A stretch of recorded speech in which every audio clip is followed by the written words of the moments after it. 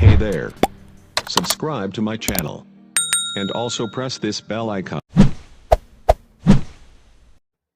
Hi guys! Welcome and welcome back to my YouTube channel. Ang channel na ito ay nag-a-upload ng video na pagkakakitaan online. Kung ikaw ay interesado, please subscribe.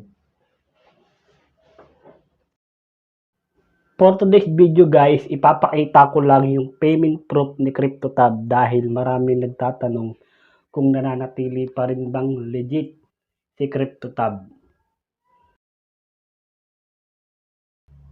So guys, bago tayo mag-start, gusto ko lang magbigay ng tip para maiwasan yung pagka-suspend ng mga account natin kay Cryptotab.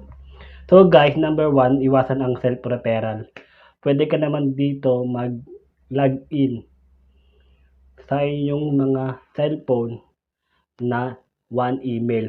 So guys, pwede kang gumamit ng device in one email. Kahit maraming device yan, pwede ka gumamit ng isang email lang.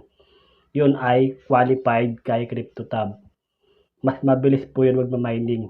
Huwag kang mag-self-referral dahil risky po ang iyong ginagawa dahil iisa lang po ang IP address ng pinagkukonikan mo.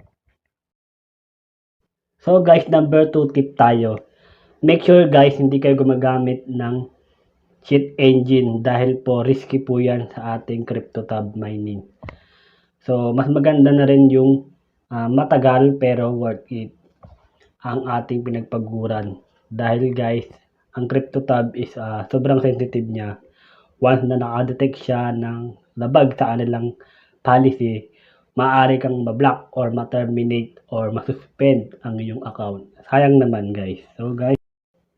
So guys, ipapakita ko na ang aking payment proof. So nag-request ako noong March 10. So dumating siya ng March 16. So guys, kailangan mo lang antayin para dumating sa yung coin.ph. So guys, pumasok siya sa akin nung March 15 pero ang alam ko na-receive ko siya ng March 16 sa aking coin.ph kasi makikita natin sa email natin is may date doon. So doon ako bumase na March 16 ko siya na-receive. Pero pumasok sa aking coin.ph ay March 15 daw.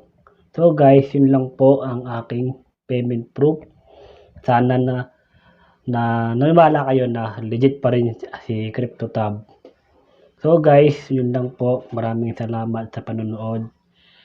Huwag kalimutang i-subscribe at i-click ang notification bell para lagi kang updated sa ating mga latest video.